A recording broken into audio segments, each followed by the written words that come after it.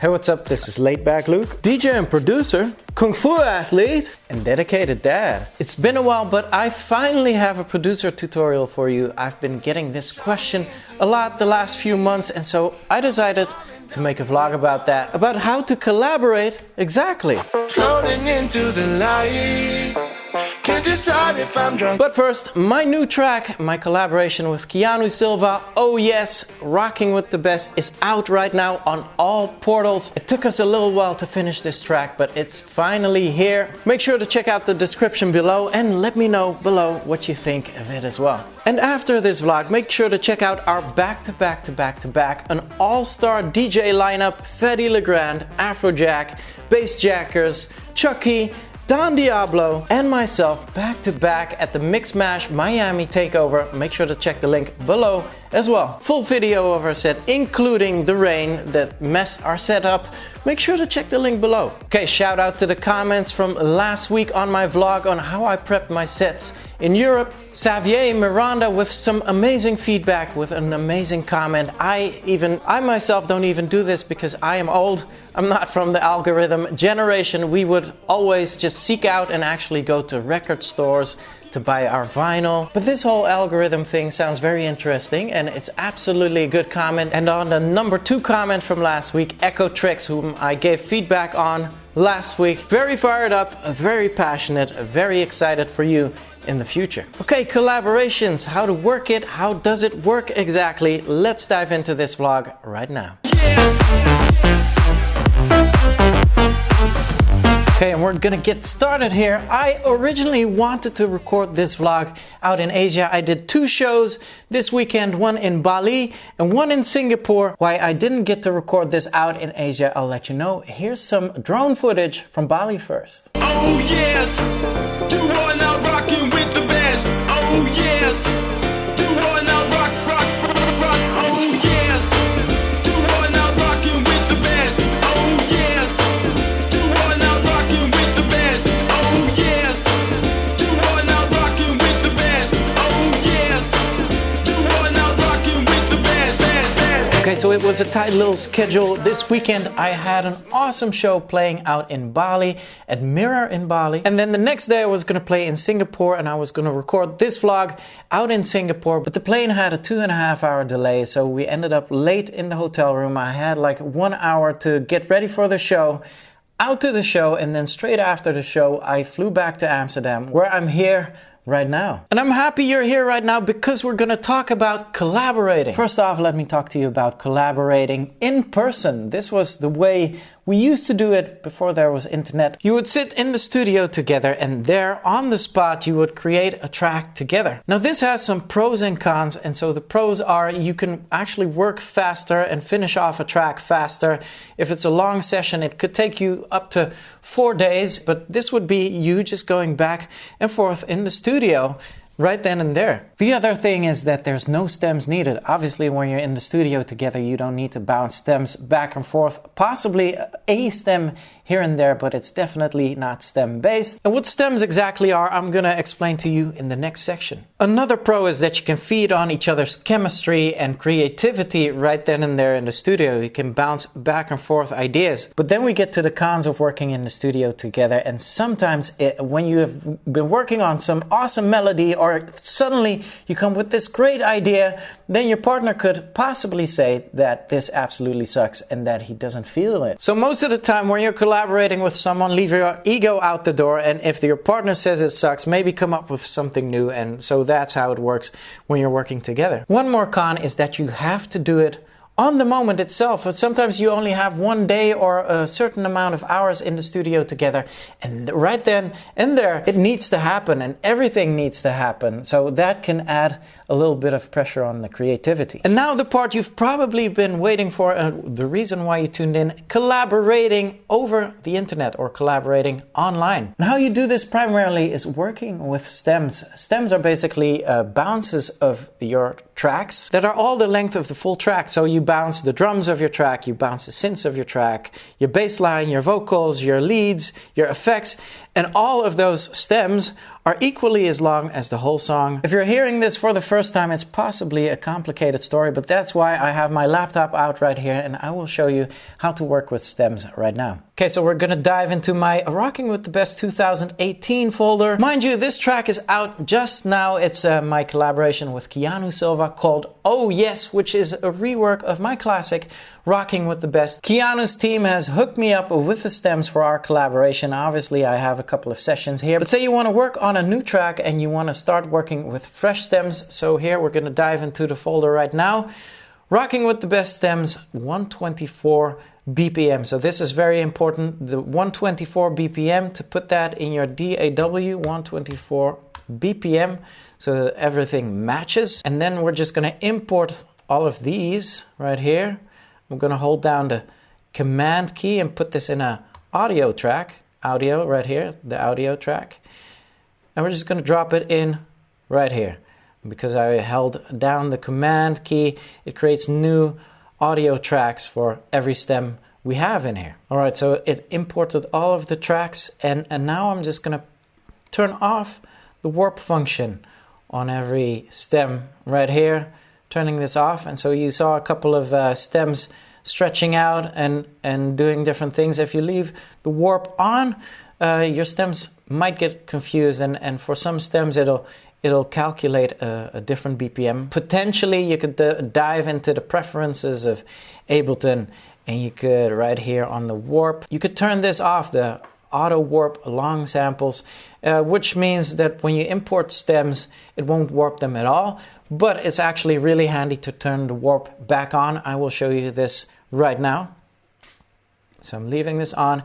And so what I do here with the warp off, I often just give this a little tug down to always put the start at 0 on every stem. It's a little bit of work. But when you do this, it assures you that all the stems actually start at 0, right where you want it. Okay, I'm just going to move all these stems out to the actual 0 point here. And so now everything is on the grid. You can even check with the metronome on if everything's on beat, which it is. Okay, so this is the part where I potentially turn the warp back on. Say, for instance, you want to make this 124 BPM track into a 100 BPM collaboration or remix, then you'll need the warp back on. So let's do that as an experiment right now. Turning the warp on for all of the stems. And what you want to do now is you want to select this little yellow marker and just double check if the BPM is 124, just to be safe. Yeah, so over here, all of them are 124. And because they are, now you can say, okay, 110 I said. Now all the stems are still in place. And if I press here, we get the slow motion version and it's on beat.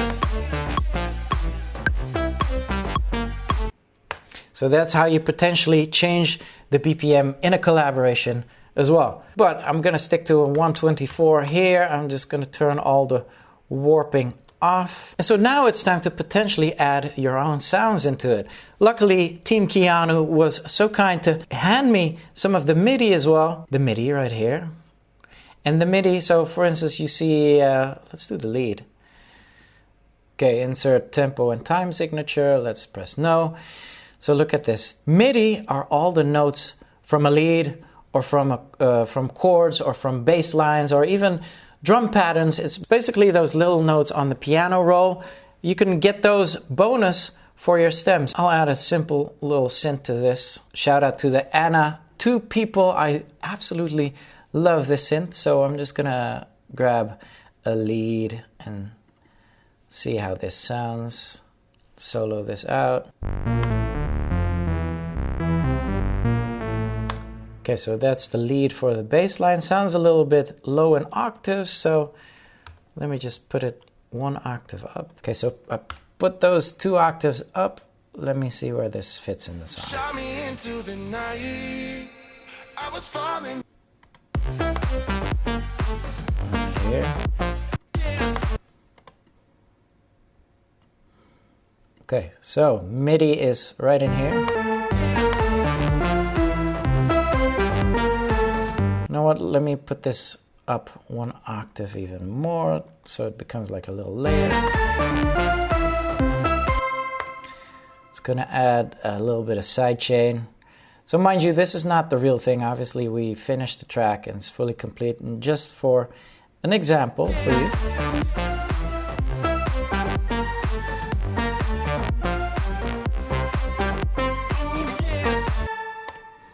Just a little bit of, oh, there is reverb already. You know what, let's take the reverb off in the Ana synth. This is the reverb, the plate. Let's not put a delay on here, just have it really dry.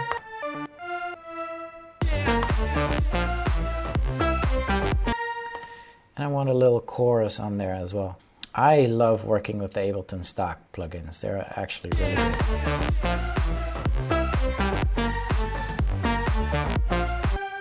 Okay, so now when this is all set up and you have the MIDIs imported and you're selecting like new presets and new sound to add onto your collaboration, you could potentially export your MIDI as well. I'm gonna show that to you because that's super handy to know. So say if I have this one ready, and mind you, it's all about the notes. It's not even about the presets just yet. If you have this little section right here, you think this is a good melody and you want your partner to have it, you can just right click this and then select export MIDI clip, and then just go back into a MIDI folder or whatever you have, lead, Luke, and then save. And so your MIDI clip is saved. Very handy for your collaboration. Just for example purposes, I'm going to add 2 more tracks to this. Say this is you adding your stuff there, and I will show you after how to export your stems back to the one you're collaborating with. Just for example purposes, I've added just a quick little impact here, just a quick little hi-hat here. So this is not the real deal. I'm just going to rename this Luke Impact. How about that? And then we'll have Luke hi-hat. Okay, I'm just going to delete the rest of this for now. And now we're ready to export all of this. Maybe delete these out first. Okay, so then grab just 1 track, full length of the track. And we're just going to go in here, File, Export Audio Video. And then we're going to select, in where it says master, we're going to select all individual tracks. You could potentially choose MP3, but don't choose MP3, choose the WAV or AIF. You could potentially select 24 bits here, but I just always go for the 16 bits. And then you simply press export, and then maybe save it in a new folder. Say we name it Luke Stems, and just to be safe, you can add the BPM there, and just in case your partner forgot. What I always do is just press a space bar, and that's it. So it'll add its own names out to the file you've spaced just now. And then we say save, and then it's going to export all of this. Look, all the tracks are going here, including the Luke hats and everything. And so if you look now, you'll have the Luke Stems folder right here, and even the Luke hi-hat and the Luke Impact. And look at the file size. All files are the same size, so that means they're equally as long as the whole track is. What I usually do then is I press right and I'll zip this up, compress the Luke Stems. Okay, zipping it up right here, a zip file. And then this file, so it's not even that big. So this file I can upload out to Dropbox or WeTransfer, and then send that link out to the one you're collaborating with. They can open it, and it's like a full circle that way. So the handy thing about this, working with stems, that it doesn't matter in which DAW your partner is. He could be in FL Studio or in Logic.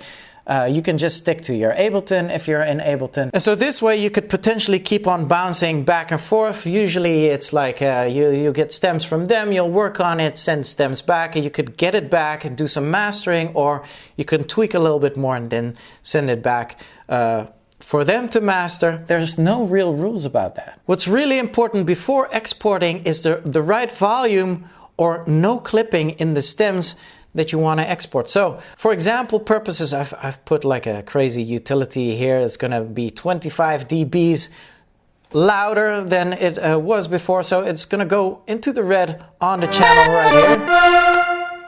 Obviously sounds horrible, but sometimes when you have like your master chain on the master or a limiter on the master output, it sounds fine.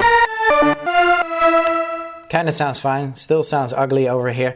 But sometimes the going in the red of the tracks doesn't matter whenever you look on the master or how the master sounds. But here's the kicker. When you start exporting your stems then, and everything's in the red, you will get distorted stems. If I see one of my stems going in the red here, sometimes I just monitor the kick drum, say the kick drum is going into the red. I will turn that certain stem down. I'll just add a new utility and I'll turn that stem down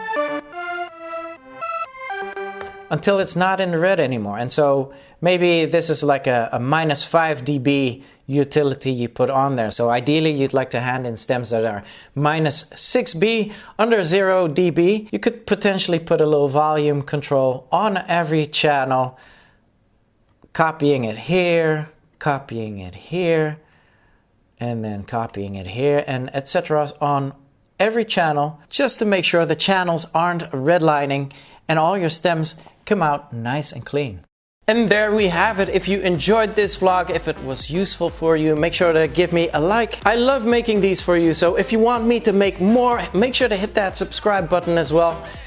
And that little bell thingy up top. Next week we're going back in my mind, but we're actually going into a club. I'll be playing a techno set in Dallas and I'm gonna let you watch with me. If you haven't seen my in my mind sets, it's you looking at my hands from a bird's eye type of view, and I actually type on what's going on in my head while I do the techniques and choose the tracks I need to choose to get the crowd going. Man, if you're excited for that, give me another like, and I'll be excited to catch you back here next week. Until then, L's up, rave safely, and salute.